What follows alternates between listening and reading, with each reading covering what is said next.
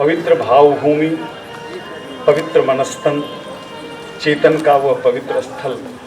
आप सभी से अनुरोध है, सिस्टर्स, फादर्स, ब्रदर्स, जो लोग भी चर्च से आ रहे हैं उनसे निवेदन है, बच्चे सभी अपना स्थान अविलंब ग्रहण कर लें।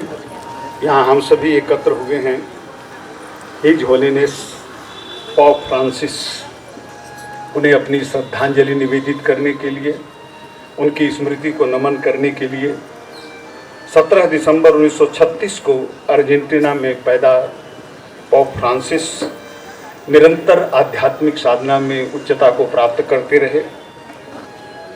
एक पादरी के रूप में, आर्च बिशप और कार्डिनल के रूप में अपनी श्रेष्ठता को प्रतिपादित करते हुए आप 13 मार्च 2013 को 266वें पोप के रूप में आप पदस्थापित हुए और नाम चुना फ्रांसिस। संत फ्रांसिस असीसी के नाम पर उन्होंने अपना नाम रखा, जो गरीबों और पर्यावरण के लिए समर्पित संत थे। ऐसे गरीबों के प्रति करुणा के भाव रखने वाले, पर्यावरण के प्रति निरंतर सचेतन दृष्टि रहने वाले पोप फ्रांसिस के स्मृति में उनको नमन करने के लिए हम सब यहाँ एकत्र हुए हैं। उन्होंने अपने कार्यकाल में एक अलग वातावरण पैदा किया। जलवायु परिवर्तन और पर्यावरण संरक्षण के प्रति उनकी चिंता निरंतर बनी रहती थी। प्रवासियों और शरणार्थियों के लिए उन्होंने विशेष रूप से काम किया। वैश्विक स्तर पर उन्होंने मानवीय करुणा और मानवीय सम्मान को प्रतिस्थापित करते हुए अपना योगदान दिया। अंतर धार्मिक संवाद जो मैत्री भवन बनारस में है, उसका जो उद्देश्य है, और हमारे आदरणीय बिशप जी जिस उद्देश्य को लेकर के हम सब लोग विविध अवसरों पर यहाँ इकट्ठे होते हैं, उनको अपनी श्रद्धा निवेदित करने के लिए हम सब लोग यहाँ एकत्र हुए हैं। हमारे बीच में तमाम विशिष्ट जन, विभिन्न समुदाय से, विभिन्न वर्ग से सभी लोग इकट्ठे हुए हैं यहाँ पर। प्रोफेसर विश्वम्भरनाथ मिश्र जी, संकट मोचन के महंत जी हमारे बीच में उपस्थित हैं। आदरणीय वापी नोमानी जी हमारे बीच में उपस्थित हैं।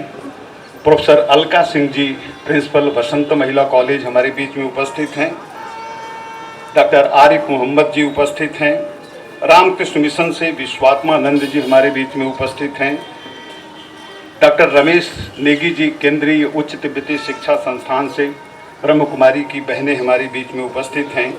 और विभिन्न संस्थाएं जो वाराणसी में विभिन्न स्कूल्स हैं, विद्यालय महाविद्यालय हैं, उसकी सिस्टर्स, मेजर सुपीरियर्स, फादर्स, आप सभी जो लोग उपस्थित हैं, उनका मैं इस आयोजन की ओर से आज के इस पवित्र संध्या में सभी को प्रणाम करता हूं, सभी को स्वागत करता हूं।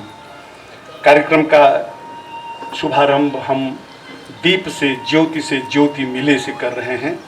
मेजर सुपीरियर्स, सिस्टर्स, फादर्स दीप के साथ दीपांजलि अर्पित कर रहे हैं और उसी के साथ हम दीप के माध्यम से ज्योति के माध्यम से इस ज्योति को परम ज्योति में उस सम्मिलन के माध्यम से हम अपनी श्रद्धांजलि अर्पित करते हुए शुरू कर रहे हैं दीपांजलि। दीपांजलि के लिए हम उसके साक्षी बनेंगे जब मेजर सुपीरियर्स, सिस्टर्स दीप के माध्यम से उस बड़ी ज्योति को, एक ज्योति से मिल रही है, ज्योति से ज्योति के मिलन को चित करते हुए प्रार्थना भाव में घोषित हो रहे हैं।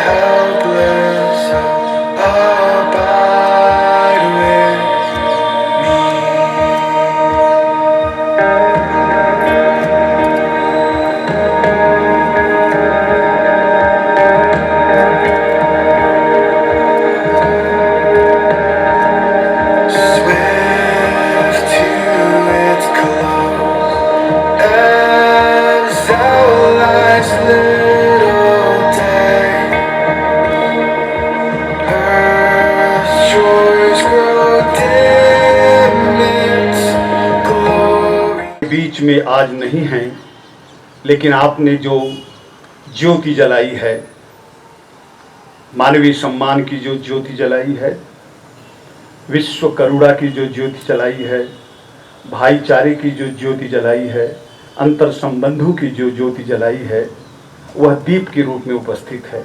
और यह दीप संकेत कर रहा है कि आप नहीं हैं, तब भी हम अंधकार के खिलाफ लड़ते रहेंगे, तब भी हम प्रकाश की तरफ निरंतर बढ़ते रहेंगे। हिज होलीनेस पोप फ्रांसिस ने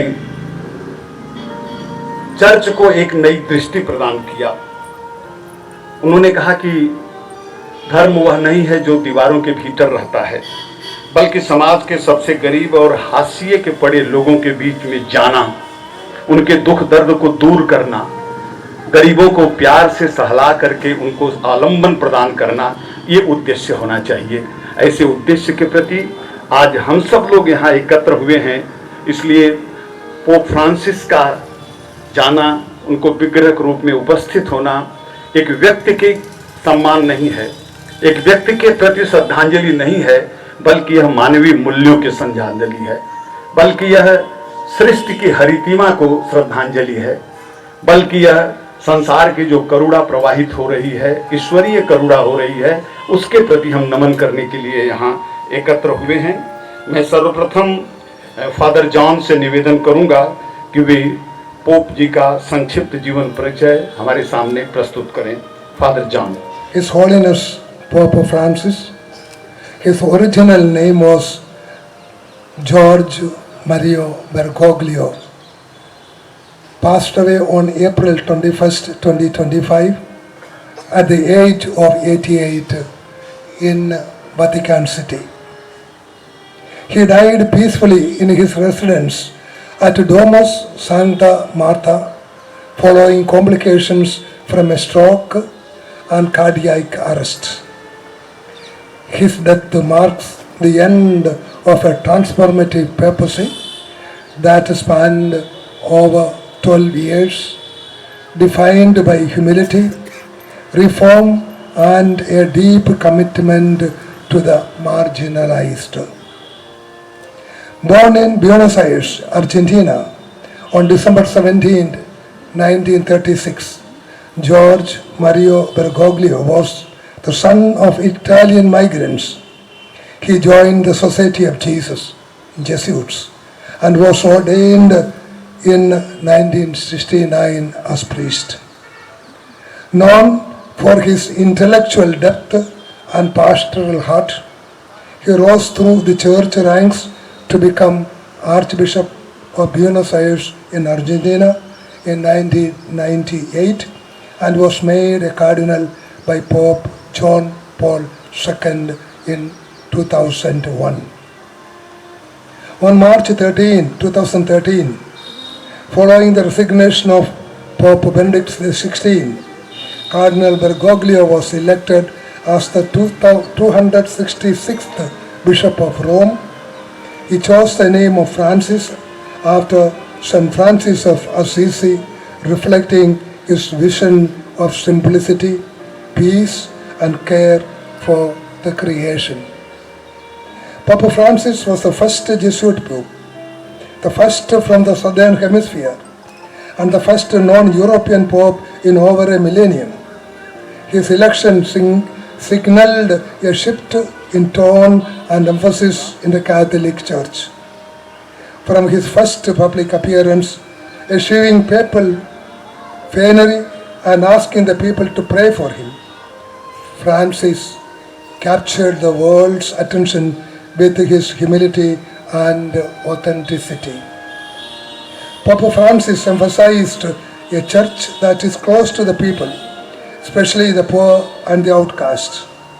His famous call for a poor church for the poor reshaped the church's global image. He lived simply, declined the traditional papal apartments, and frequently visited prisons, refugee camps, and marginalized communities. His landmark encyclical Laudato Si, published in 2015, made environmental protection a moral and spiritual imperative. Amoris Laetitia, published in 2016, opened new pastoral paths for families and emphasized mercy over judgment.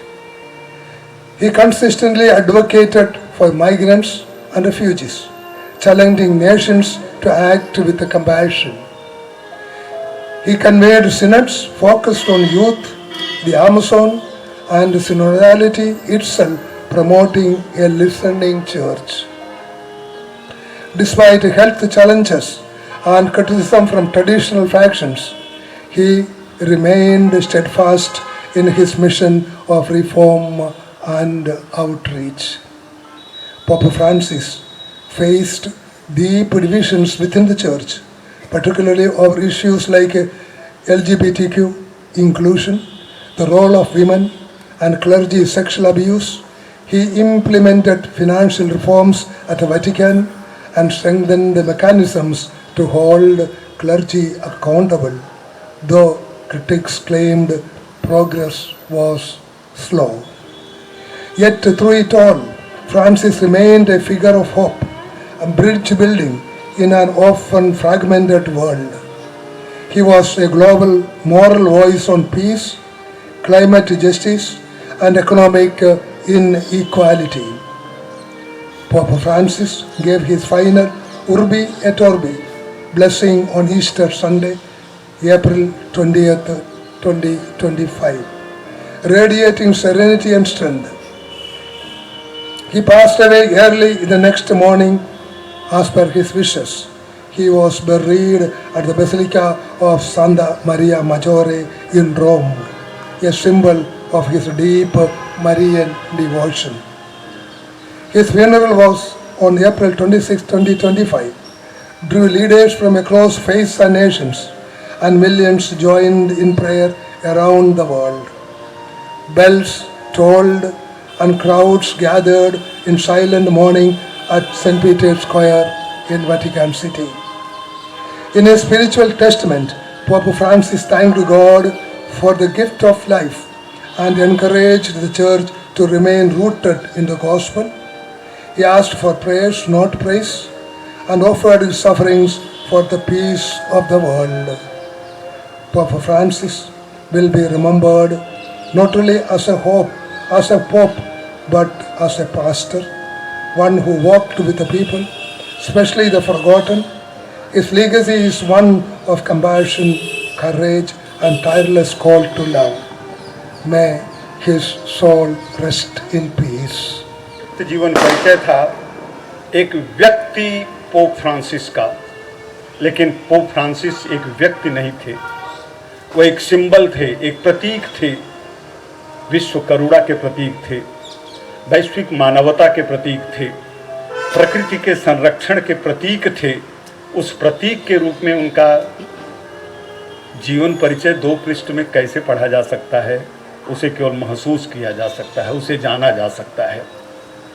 अभी पिछले दिनों होली के समय जो कार्यक्रम यहाँ पर हुआ था, बिशप ने एक छोटी सी पुस्तिका सबके हाथ में दी थी, एक छोटा सा हरा पौधा जिसको एक हथेली संभाले हुए है।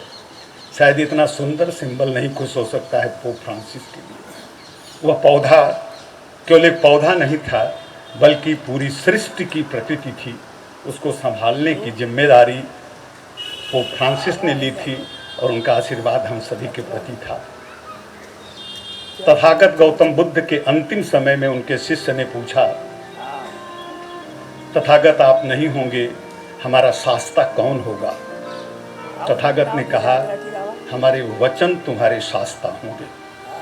पोप फ्रांसिस के प्रति सच्ची श्रद्धांजलि यही होगी कि उनके वचन को हम जीवन में उतारें, उनके वचन की हम रक्षा करें, उन्होंने जो दृष्टि दी थी उसके अनुसार हम चलें, और मुख्य सृष्टि और प्रकृति के प्रति उनका जो करुणा का भाव था वह मुख्य था। आज का दिन भाषण देने का दिन नहीं है, आज का दिन लंबी व्याख्या का दिन नहीं है, आज का दिन अंतर्भावन का दिन है, मन के भीतर उतरने का दिन है। मैं सबसे पहले प्रोफेसर विश्वम्भर नाथ मिश्र जी, जिनकी उपस्थिति हमें समृद्ध करती है, सृष्टि और प्रकृति के प्रति पोप फ्रांसिस का जो करुणा का भाव था, इस विषय को लेकर के आप अपनी बात कहें और अपनी श्रद्धांजलि व्यक्त करें। आदरणीय महंत जी। सबको प्रणाम। हम समझते हैं आज बहुत कुछ बताया भी गया है और हम लोग तो बहुत छोटे हैं अपने पोप फ्रांसिस जी के बारे में बोलने के लिए, लेकिन ये मैं ज़रूर कहूँगा कि ये रेयर स्पीसीज थे और दुनिया के सदर्न हेमिस्फीयर से पहले पोप हुए और मूल इनका इटली ही था, तो कहीं न कहीं से जेनेटिक कॉन्फ़िगरेशन जो है वो बोलता है। हमने जो इनके बारे में समझा है, जो देखा, बहुत कुछ चीज़ें अभी तो आपने बताया भी और आप लोगों ने सुना भी है, लेकिन इनका जो कमिटमेंट इंटर रिलीजियस डायलॉग के लिए था, संभवतः वही एक प्लेटफॉर्म जो क्रिएट हुआ है कि हम लोग इतने अच्छे से आपस में बैठ के बोलते हैं। आजकल दुनिया कहाँ से कहाँ चली गई और इसका एक इन्होंने जो हमारे ख्याल से ट्रीटी साइन किया था, ये 2019 में संभवतः फरवरी में, वो भी आबू धाबी में, और उसमें एक जो सबसे बड़ी चीज़ थी, इसमें जो प्रमोशन था कल्चर का और आपके म्यूचुअल रेस्पेक्ट का, आपके बिना उसका डिस्क्रिमिनेशन किए हुए कल्चर, ट्रेडिशन, रिलीजन सबको एक प्लेटफॉर्म पे लाके डायलॉग करने का, तो ये करुणा के एक तरह से हम तो मानते हैं अवतार थे। और इतना सादगी से हमारे ख्याल से किसी पोप ने जीवन तो नहीं जिया। बहुत सी चीज़ें, अभी हम प्रोफेसर मलिक साहब से बात कर रहे थे तो उन्होंने बहुत सारी बाउंड्रीज़ को भी तोड़ा। और पर्यावरण तो एक अलग विषय है। हमने एक संबंध सोचा कि क्या पर्यावरण से पोप का संबंध था, तो देखिए जीवन को सस्टेन करने के लिए यही जल और वायु, ये सबके लिए ज़रूरत है।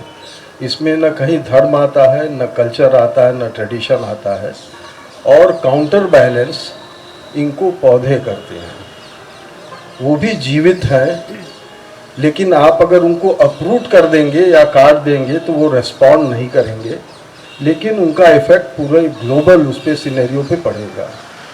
तो हम समझते हैं कि एक जो बहुत बड़ा मैसेज है कि ऐसे एक तरह से आप पूरा ग्लोब देखिए तो ये पूरा डाइवर्सिटी के साथ है, जिसमें कल्चर है, आपका ट्रेडिशन है, फेथ है, बिलीफ है, रेस है, तो ये सबको बिना डिस्क्रिमिनेट किए। और हमें जो महसूस हो रहा है कि जो आदमी पर्यावरण से प्रेम नहीं करेगा वो किसी से प्रेम नहीं करेगा, वो अपने से भी प्रेम नहीं करेगा। तो ये एक बड़ा मैसेज है और दुनिया के सस्टेनेंस के लिए ये ज़रूरत है और पोप ज़रूर याद किए जाएंगे। क्योंकि देखिए जो भी इस दुनिया में आके अगर इनोवेटिव उसका अप्रोच रहा है, आप देखिए एक जैसे रिफ्यूजी के बारे में कभी बात अगर उठेगी तो आदमी के मन में उसके घृणा आता है। तो वो रिफ्यूजी कोई अपना घर, अपना ज़मीन शौक से नहीं छोड़ता है, किसी मजबूरी में छोड़ता है वो। तो उनको बड़े प्यार से, बड़े दूसरे ढंग से उनको आदमी को, या शरणार्थी की आप बात करें तो वो मजबूरी में एक तरह से डिसलोकेट हो रहा है। तो हमको अपने व्यूज़ उनके प्रति बदलने चाहिए। और प्रकृति का भी वही हाल है, प्रकृति एक जगह से दूसरे जगह चेंज करती है, ट्रांसफॉर्म करती है, तो आदमी को उसके लिए अडॉप्ट करने की क्षमता होनी चाहिए। हम समझते हैं पोप के लिए इससे बड़ा और कोई मैसेज नहीं होगा। अपने पर्यावरण से प्रेम करिए, अपने लोगों से प्रेम करिए, क्योंकि पोप भगवान ने ही भेजा है उनको किसी मिशन के साथ, और ये ग्रेस वो किसी किसी को देते हैं कि इतने बड़े प्लेटफॉर्म पर वो ग्लोबल प्लेटफॉर्म पे ऑपरेट करे। हम लोगों को भी भगवान नहीं भेजा है, हम लोग को एक छोटा प्लेटफॉर्म दिया है। तो हम समझते हैं कि इस प्लेटफॉर्म का अर्थ आदमी समझे और सबको जीने का अधिकार है। जैसे हम तो समझते हैं कि हमको जितनी फीलिंग है, कि जितने एस्पिरेशंस हमारे हैं, ये हर इंडिविजुअल में होता है। आदमी को उसका रिस्पेक्ट करना चाहिए और हम जिए और सबको जीने दें, आपस में प्रेम रहे, करुणा रहे, तभी ये सृष्टि चलेगी। नहीं तो पर्यावरण भी तहस नहस होगा और मैनकाइंड भी तहस नहस होगा। हमको अपना एटीट्यूड बदलना चाहिए और ये लेसन ये बहुत बड़ा दे के गए हैं। और हमें तो ये 2 डेट बड़ा एक तरह से पिंच करता है कि 13 मार्च 2013 को हमारे फादर का डेथ हुआ था और संभवतः उसी समय इन्होंने ये पद लिया। और हमारे यहाँ संगीत समारोह अभी इतना फेमस हो रहा था, तो लास्ट डे उसका था 21 अप्रैल, तो उसी दिन फिर ये घटना हुआ। तो कुछ ऐसे कॉन्सिडेंस हो जाते हैं कि डेट को आदमी भूल नहीं पाता है। तो ये एक बड़ा मैसेज है और ये फिर बता रहे हैं ये साधारण लोग नहीं हैं, ये रेयर स्पीसीज हैं और इनकी पहचान हमेशा बनी रहेगी कि डाउन ट्रॉडन लोगों के लिए, गरीबों के लिए, शरणार्थियों के लिए जितना काम इन लोगों ने किया है वो भी एक तरह से बैरियर तोड़ के किया है। और हम तो देखेंगे ज़्यादा समय कॉमनर्स के बीच बीता है। तो हम अपनी श्रद्धा सुमन इनको अर्पित करते हैं पोप साहब को, और फिर हम भी वही कहें, may he soul rest in peace. Thank you. आपके प्रति महंत जी ने एक पृष्ठभूमि रखी और अब मैं मुफ्ती बनारस वातिन नुमानी साहब से अनुरोध करूंगा कि अत्यंत संक्षेप में अपनी श्रद्धांजलि व्यक्त करें। सबको मैं अपनी जानिब से सलाम पेश करता हूँ। इस दुनिया के अंदर बहुत सारे नबी रसूल आए और ऐसे बहुत सारी शख्सियतें आईं जिन्होंने अल्लाह ताला के हुक्म को लोगों तक पहुँचाने का काम किया। उसी सिलसिले की एक कड़ी हज़रत ईसा अलैहिस्सलाम भी थे, जो हमारे पैगंबर और नबी थे। उन्होंने इस दुनिया के अंदर लोगों को अमन, शांति, चैन और प्यार, मोहब्बत, इन सारी चीज़ों की तालीमात पेश की थी और अल्लाह के बंदों को किस तरीके से ज़िंदगी गुजारनी चाहिए पूरा मैसेज दिया था। मैसेंजर और जो हमारे नबी और रसूल, वो लोग अब दुनिया से चले गए। सबसे आखिरी मैसेंजर के रूप में हमारे नबी सल्लल्लाहु अलैहि वसल्लम आए थे। अब उनके बाद कोई मैसेंजर और नबी और रसूल नहीं आने वाला। दीगर मज़ाहिब के अंदर भी बड़े बड़े लोग आए जो अल्लाह के नेक कामों को लोगों की तरफ बातें कहीं और लोगों को अल्लाह की तरफ बुलाने का, बुरी बातों से रोकने का, अच्छे कामों को करने का हुक्म दिया। तो लोग जो बड़े बड़े थे वो तो दुनिया से चले गए।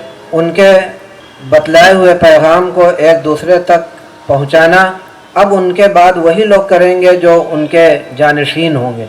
जानशीनों की उन्हीं फहरिस्त में और उसी सिलसिले में एक नाम हिज हॉलीनेस पॉप फ्रांसिस साहब का भी आता है, जिनकी वफ़ात के मौके पर वफ़ात की वजह से आज के इस दुआइया जलसे में हम उन्हें याद कर रहे हैं।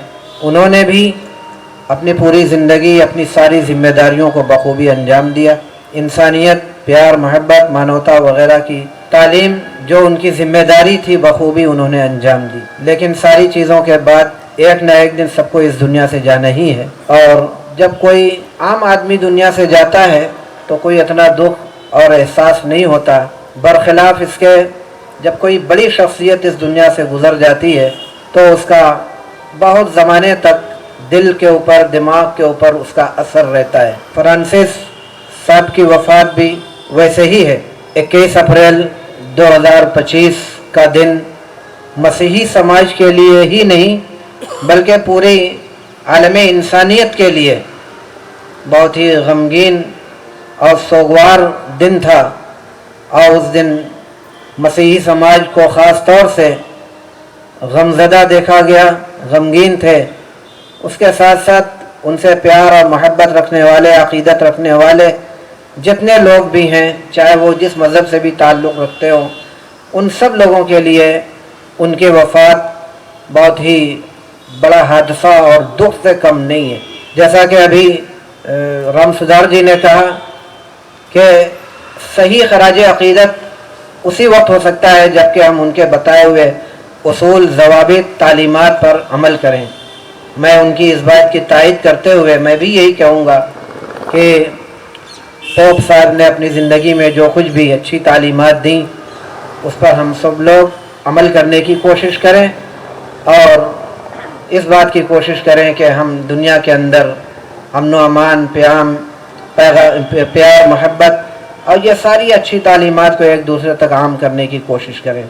उन्हें मैं अपनी जानिब से खराज अक़ीदत पेश करते हुए, श्रद्धांजलि अर्पित करते हुए अपनी बात को ख़त्म करता हूँ। बहुत बहुत शुक्रिया। और अब इस क्रम में प्रोफेसर दीपक मलिक जी से मैं अनुरोध करूंगा आप आवें और अपनी भावनाओं को व्यक्त करें संक्षेप में आज के इस अवसर पर। शोक समारोह और श्रद्धांजलि सभा में आए हुए हमारे मेहमान और हमारे साथी, एक बात मैं कहना चाहूँगा कि इस शताब्दी में शायद बहुत बड़ा संकट हमारे सामने आया हुआ है। एक संकट तो ये है कि लोभ बहुत ज़्यादा बढ़ गया है हर जगह।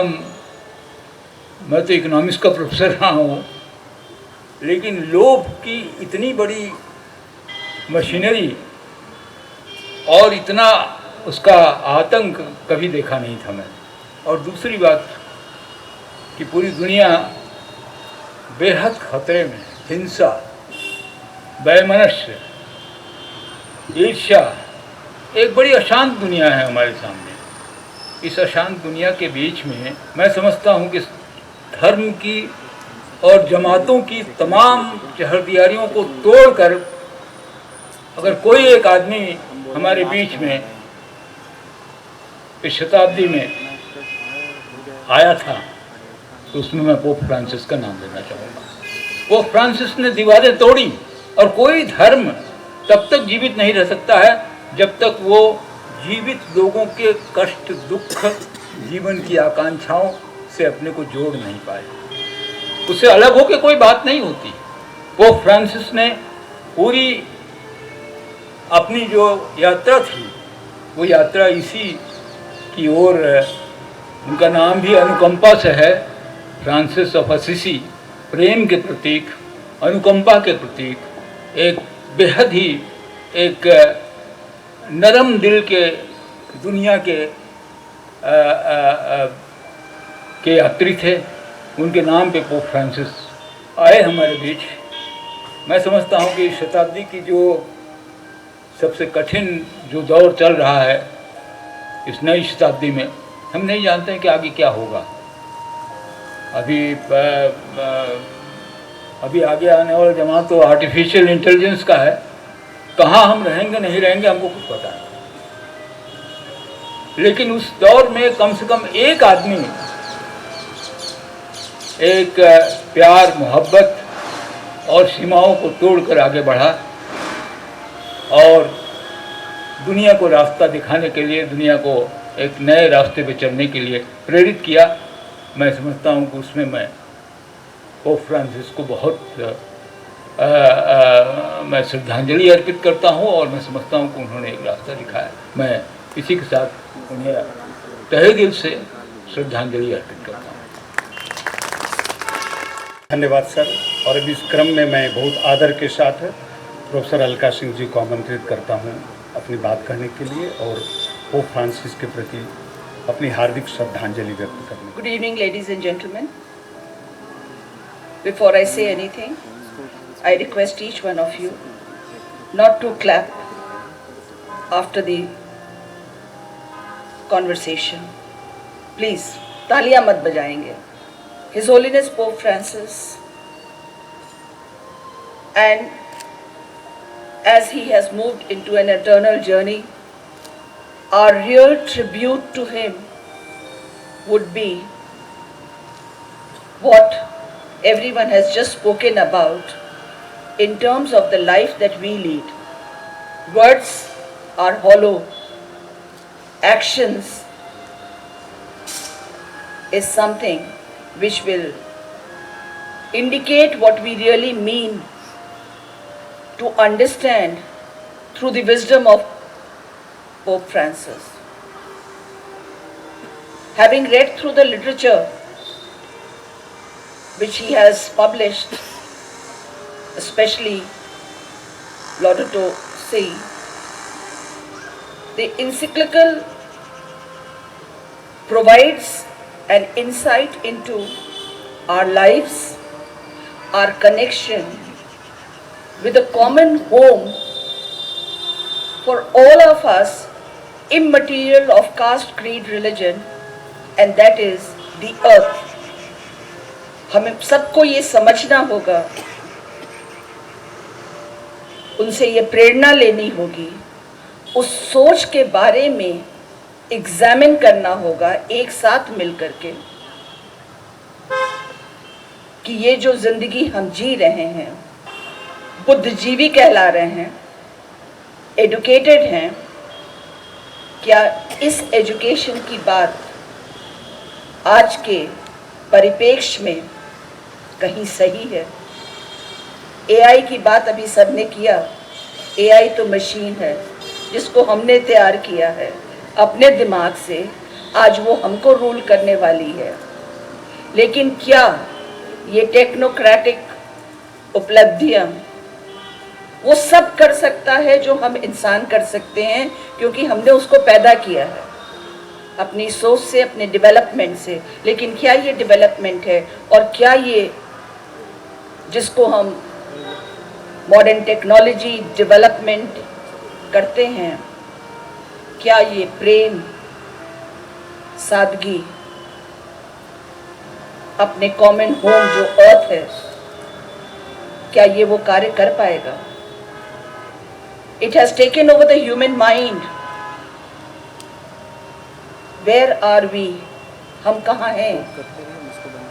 Mechanical life. शब्दों के माध्यम से हम अपनी बातों को कहने की कोशिश करते हैं, लेकिन जो आज का समय है वो उसके विपरीत दर्शाता है, जहाँ की हम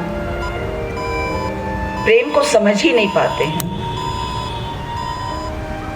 Our connection with the earth, with the environment, the relationship that we establish with the plant, flora, fauna and mankind, humankind rather, is what was the eternal message of Pope Francis. To pay my real tribute, let us not confine ourselves within the walls of education, formal education that teach us knowledge, give us knowledge, bookish knowledge. Move beyond that towards humanity, and this can only come when we take a journey, a sojourn, which is an inward journey, जिसकी हम बात करते हैं। Knowledge तो हमने बहुत accumulate कर ली है, डेवलप्ड कंट्री में भी आ गए हैं, लेकिन क्या हम ज्ञान से प्रज्ञा की तरफ बढ़ पाए हैं?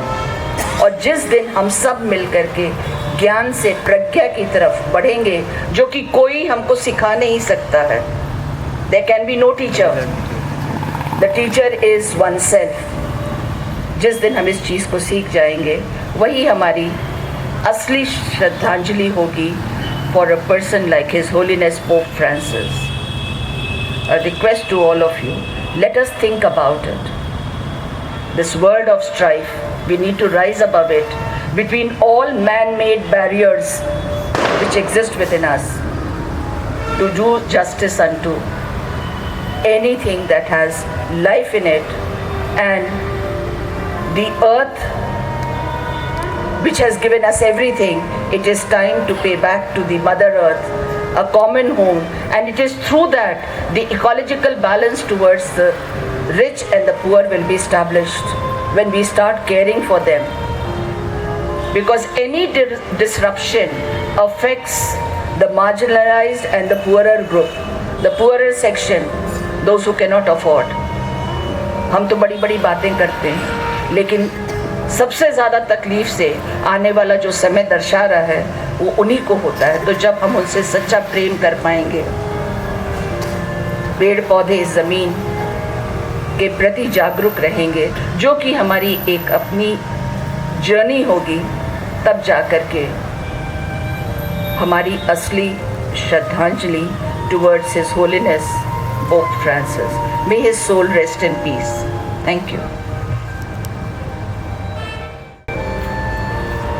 शब्द में बड़ी शक्ति है और शब्द के माध्यम से ही हम अपनी भावनाओं को व्यक्त करते हैं। शब्द को ब्रह्म भी कहा गया है, लेकिन शब्द कहीं न कहीं स्थूल है। शब्द से सूक्ष्मता की ओर हम बढ़ते हैं तो हमारे सामने संगीत है। आइए हम संगीत के माध्यम से, एक भजन के माध्यम से पोप फ्रांसिस के प्रति अपनी श्रद्धा निवेदित करें। भजन।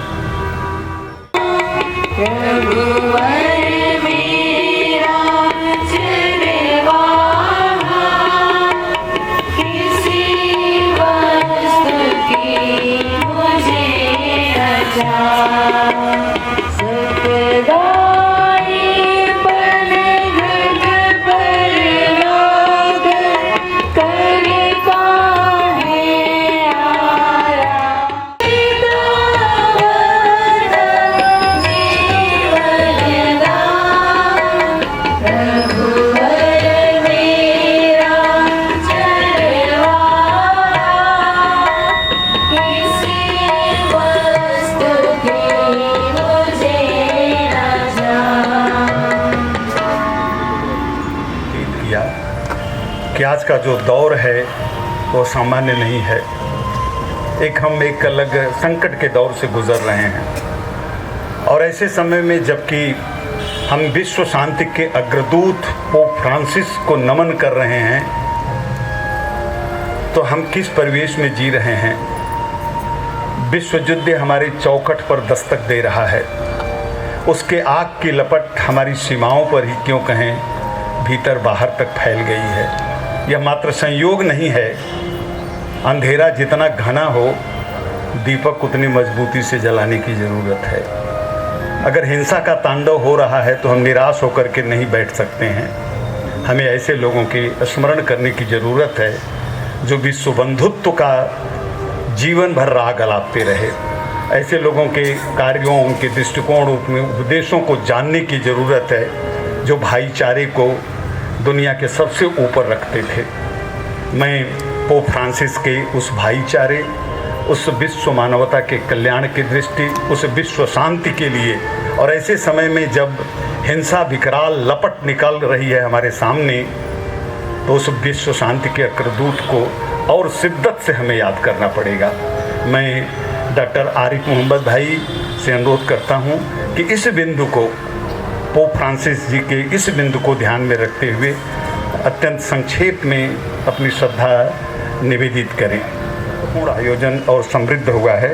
रामकृष्ण मिशन से हमारे बीच में स्वामी विश्वात्मानंद जी हैं। मैं उन्हें आदर के साथ प्रणाम करता हूं और निवेदन करता हूं कि अत्यंत संक्षेप में अपनी श्रद्धांजलि निवेदित करें। विश्वात्मानंद जी।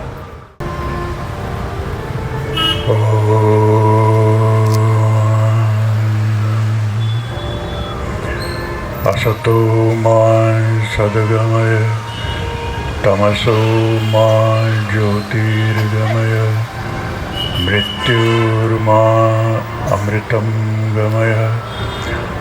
ओम नमो श्री जिशवे नमः। यहाँ सब उपस्थित प्यारे भाइयों और बहनों, आपके हृदय में स्थित दिव्य चेतना, जिसको हम विभिन्न नामों से पुकारते हैं, उनको मैं प्रणाम करता हूँ। यहाँ हम लोग सब उपस्थित हुए हैं सेंट फ्रांसिस को पोप महासम्माननीय व्यक्ति के निधन के उपलक्ष्य में उनको श्रद्धांजलि देने। आज का विश्व एक महासंघर्ष से पसार हो रहा है। एक ओर से विश्व को विनाश की दृष्टि और ले जाने वाली शक्तियां काम कर रही हैं। अपनी अपनी संकुचितता, शॉर्ट साइटेडनेस, स्वार्थ और मतान्धता के कारण दूसरी ओर ऐसी भी शक्ति है जो ये विश्व को बंधुत्व की ओर, प्रेम की ओर, दिव्यता की ओर ले जाने के लिए कार्यरत है, और वो भी कोई कम नहीं। ऐसे कार्यरत व्यक्तियों में सेंट फ्रांसिस एक प्रधान व्यक्ति है। सेंट फ्रांसिस मेरे पास में फादर आए थे, उनके जीवन के संबंध में कुछ बातें बोली, और उन्होंने कुछ नियम जो पब्लिश किए थे मुस्लिम धर्म के साथ में मिल कर के, वो बहुत ही सराहनीय है। ये पढ़ के और आज का जीवन उनका संक्षेप में सुन कर के मुझे लगा कि संत फ्रांसिस पोप वह नीड ऑफ द आवर, वर्तमान युग की आवश्यकता है। एक तो जीवन के अंदर में इटर्नल वैल्यूज है जिसको कोई चेंज नहीं कर सकता है।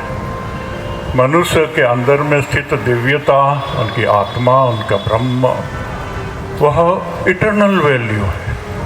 वह इटर्नल वैल्यू को समाज में अप्लाई करने के लिए, चेंजिंग सोसाइटी के लिए changing rules, changing morality, changing approach होता है।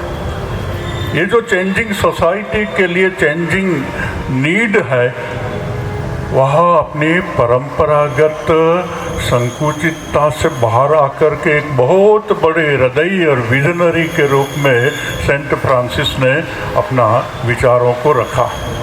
उनका एक ही विचार पढ़ कर के मैं समाप्त करूंगा क्योंकि समय कम मिला है। ये उन्होंने डिक्लेयर किया था, this document on human fraternity for the world peace and living together, signed by Pope Francis and Grand Imam Ahmad Al-Tayyib on February 4, 2019 in Abu Dhabi, promotes the culture of dialogue, mutual respect and coexistence. Below are the key items, 14 are there. I shall read only one. Pluralism is divine will. This is new in Christianity, in changing society. This is the eternal. Pluralism is divine will. Recognizing the diversity of religions, races and languages is part of God's wisdom. ये बहुत बड़ी बात है। अगर इसके अंदर में आप जाए तो मेरा ही धर्म सच्चा, मेरा ही पथ सच्चा और दूसरा झूठा, ये आइडिया को यहाँ एक नई दृष्टि दे रहे हैं। This is revolution in Christian religion and this is the right revolution. Perhaps Jesus wants this revolution by Saint Francis, and वो लिखते हैं, is a part of God's wisdom condemning any imposition of singular culture or singular identity. Vast हृदय, महान हृदय के संत Francis ने जो idea चालू किया, और आज ये प्रीति यहाँ आश्रम है, उस आश्रम के द्वारा ये विभिन्न धर्मों के संतों को बुला करके एक मंच में ला करके एक समन्वयात्मक जो डायलॉग किया है, वो अत्यंत सराहनीय है। ये सेंट फ्रांसिस के लीडरशिप में ही हो सकता, और उनका जीवन भी, सेंट फ्रांसिस तो एक किंग जैसे भी है, क्योंकि वेटिकन के पॉलिटिकल हेड है, मगर पॉलिटिकल हेड होते हुए भी उनका जीवन कैसा है? प्योरिटी, जो क्रिश्चियन का 3 सिद्धांत है, purity, poverty and service. I shall add one more in Saint Francisco life, and that is the unity of university by recognizing the divinity of in each human being. I offer my humble prayer for Saint Francis. He has gone in the kingdom of heaven. I pray that he will remain with Jesus Christ. Thank you. नमस्कार, प्रणाम। केंद्रीय उच्च तिब्बती शिक्षा संस्थान से बौद्ध धर्म के प्रतिनिधि के रूप में हमारे बीच में एक चिंतक विचारक प्रोफेसर रमेश चंद नेगी जी हैं। मैं आपको आमंत्रित करता हूं आज के इस अवसर पर श्रद्धांजलि व्यक्त करने। नमो अमिताभाय। आज हम लोग एक ऐसे संत को श्रद्धांजलि अर्पित करने एकत्रित हुए हैं,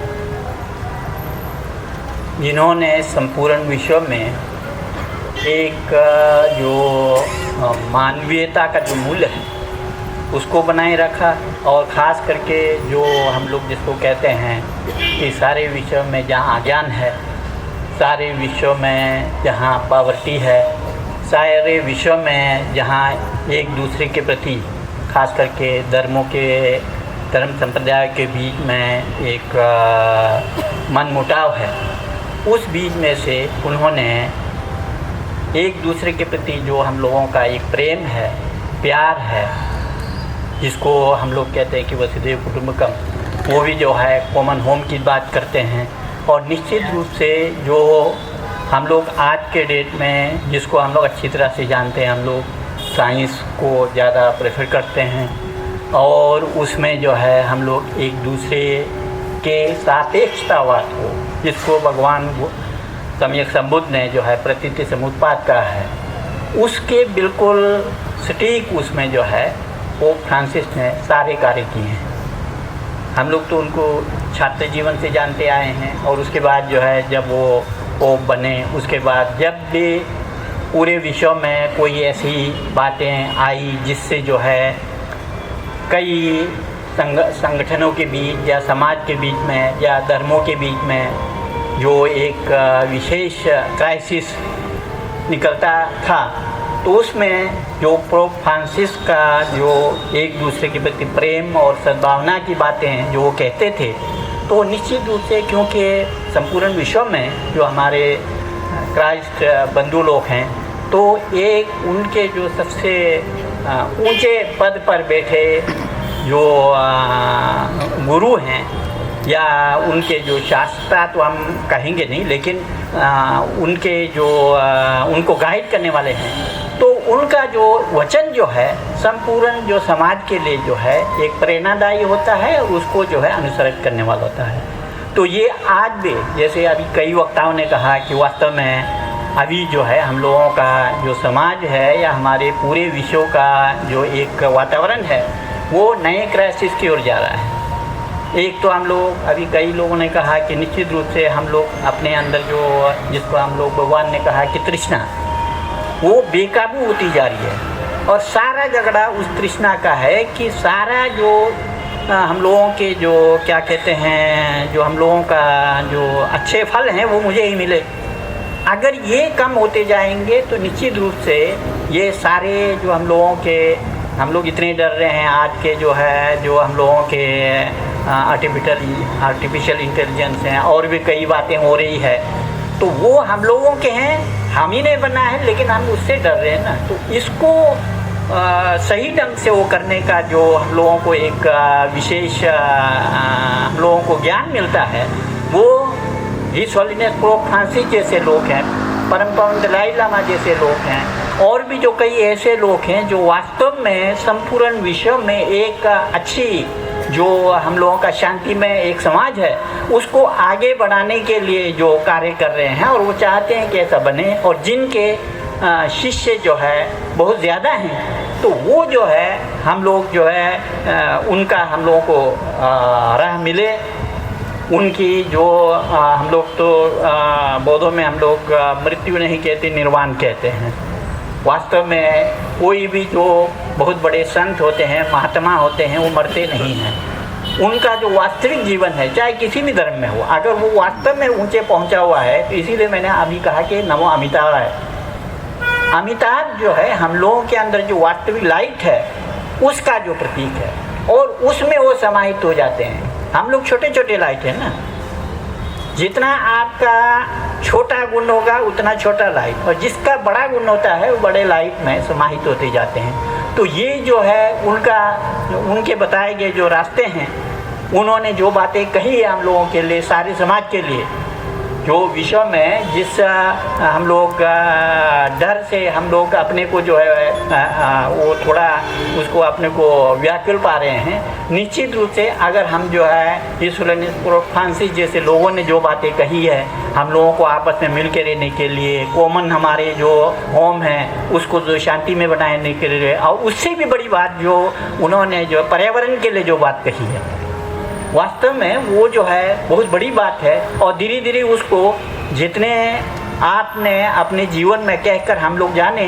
इससे ज़्यादा अब जो है उस पर काम होगा, मुझे ऐसा लगता है। और मैं इस महान जो इस प्रकार के आत्माएं हैं उनके प्रति सादर अपना श्रद्धांजलि अर्पित करते हुए पोप फ्रांसिस ने जिन बातों को बताया हम लोग उसके अनुसार चलें, वो जो है हम लोगों के लिए सबसे बड़ी श्रद्धांजलि होगी, ऐसा मैं मानता हूँ। और यही कहते हुए मैं अपना वक्तव्य समाप्त करता हूँ।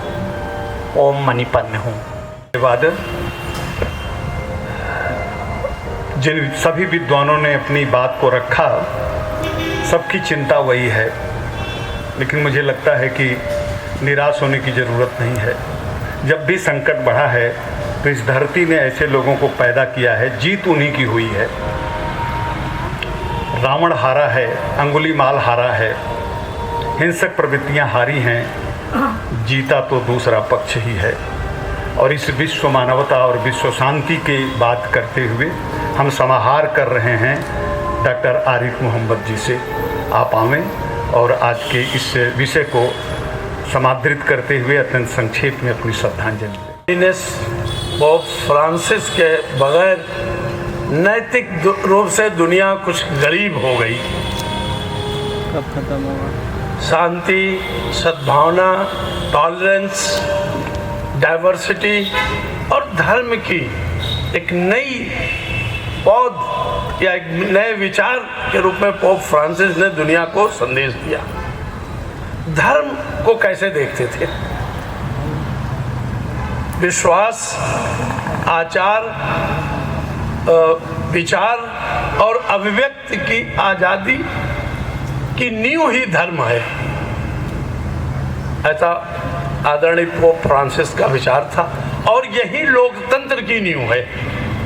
इसके बगैर किसी भी तरह से शांति नहीं स्थापित हो सकती, ऐसा हिज हॉलीनेस पोप फ्रांसिस का सूचना था, कहना था। और इसी तरह की दुनिया बनाने की कोशिश। डाइवर्सिटी, उसे वो मानते थे कि ये दैवी नींव है, दैवी चीज है। मनुष्य ने इसे नहीं बनाया, बल्कि ईश्वर, अल्लाह, गॉड ने इस डाइवर्सिटी दुनिया में विभिन्न धर्म, विभिन्न नस्ल, विभिन्न रंग, विभिन्न और जेंडर और लैंग्वेजेज ये पैदा बनाया है। ये दैवी उत्पत्ति है, इसकी हमें जो है रक्षा करनी चाहिए, ऐसा पोप फ्रांसिस का विचार था। ये मानव निर्मित नहीं है, बल्कि ये दैव निर्मित है। इसे बचाकर ही हम मानवता को, इंसानियत को, प्रेम को, करुणा को बचा सकते हैं। एक और बात जो हम आजकल देख रहे हैं, हिंसा के खिलाफ थे, वो प्रेम और करुणा की बात करते थे। एक और बात जो उन्होंने पैथोलॉजी ऑफ पावर की बात की, उन्होंने कहा धर्म और सत्ता का गठजोड़ ठीक नहीं है, श्रेष्ठता की भावना आती है। मानव के लिए श्रेष्ठता की भावना ठीक नहीं, मानव बराबर है, नस्लें बराबर है, इनमें कहीं भेद नहीं है। मनुष्य में कोई बड़ा कोई छोटा नहीं, पूरी दुनिया नॉर्थ, ईस्ट, वेस्ट, साउथ सभी एक दूसरे के समान है। अगर किसी में श्रेष्ठता है की भावना है तो ये ठीक नहीं है। इससे करुणा और प्रेम का ह्रास होता है, मानवीय मूल्यों का ह्रास होता है, ऐसा जो है हिज हॉलीनेस पोप फ्रांसिस का मानना था। मुझे एक वेटिकन सिटी में उनकी एक शाम वो बाहर निकले और ये संवेदना देखी। याद आता है कि लाइट जल रही थी और पोप लाइट को बुझाते हुए जाते थे। एक एक बत्तियां बुझा रहे थे, जा रहे थे, और उन्होंने कहा कि इससे तो अर्जेंटीना के कई गांवों को बिजली मिल सकती है। क्या विचार था, क्या सोच था। तो ये जो पैथोलॉजी ऑफ पावर है, जिसमें श्रेष्ठता की बात है, किसी नस्ल की श्रेष्ठता, किसी धर्म की श्रेष्ठता, इसको वो अच्छा नहीं समझते थे। और इसको उनका कहना था कि इससे जो है, इस श्रेष्ठता की भावना से आपस में टकराव होता है, विभेद पैदा होता है, प्रेम और करुणा का ह्रास होता है, और वैश्विक धर्म जो है, पूरा वैश्विक शांति इससे प्रभावित होती है। इसकी रक्षा के लिए, वैश्विक धर्म के लिए पोप ने बहुत काम किए, बहुत किया। मुझे लगता है कि अगर हम सब लोग, ये जो लोग उनके बारे में सोचते हैं, अगर उनके बताए हुए विचारों पर चले, 2017 का उनका विजिट और 2019 का ये जो डॉक्यूमेंट है, अगर इसको देखें और इसके आधार पर हम दुनिया बनाने की कोशिश करें, तो शायद पोप जैसा चाहते थे कि एक बेहतर दुनिया बनाई जा सकती है। इससे बड़ी श्रद्धांजलि उनको नहीं होगी। हम सब लोग इन विचारों पर, उनके इस बताए हुए रास्तों पर चले। धन्यवाद। विश्व मानवता, गरीबों के लिए और विशेष करके मानवीय सम्मान के लिए जो भाव था, उसके प्रति हम आदर के साथ श्रद्धांजलि अर्पित करते हैं। आइए हम सब इस समारोह के आयोजन, जिनके मन के अंदर जो भाव है, वाराणसी धर्म प्रांत के बिशप डॉक्टर यूजिन जोसेफ से मैं निवेदन करता हूं कि आप आवें और एक प्रार्थना के द्वारा अपनी श्रद्धांजलि अर्पित। मेरा कर्तव्य और फर्ज बनता है उपस्थित आप सब महानुभावों को हृदय से धन्यवाद दूं। ईश्वर से आप सबके ऊपर आशीर्वाद के लिए मैं प्रार्थना करूं, और अंतिम हम दिवंगत आत्मा पापा फ्रांसिस के आत्म शांति के लिए परंपरा के अनुसार हम लोग प्रार्थना अर्पित करेंगे। तत्पश्चात सबको ही पुष्पांजलि अर्पित करके यहाँ से जलपान लेकर के विदा करेंगे। आइए इस प्रार्थना में हम लोग भक्तिपूर्वक भाग लें। हम 5 भाइयों यहाँ पर उपस्थित हैं, साथ में इस प्रार्थना को हम लोग पुकारेंगे और आप सब भी इसमें शामिल होने का कष्ट करें। ए स्वर्गीय पिता, तूने तेरी कलीसिया की देखभाल का दायित्व संत पापा फ्रांसिस को सौंपा था। अब तूने उन्हें अपने यहाँ बुला लिया है। हम उनकी आत्मा को तेरी असीम दया के सुपुर्द करते हैं।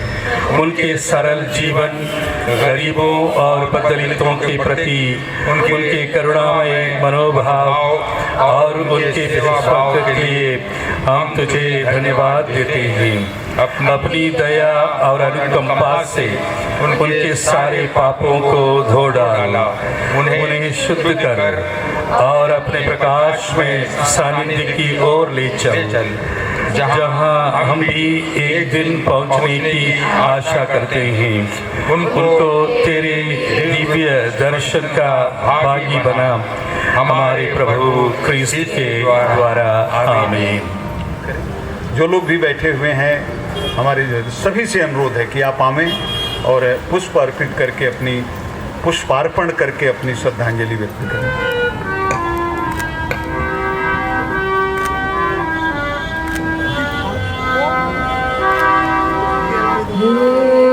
आगे मत जाइए।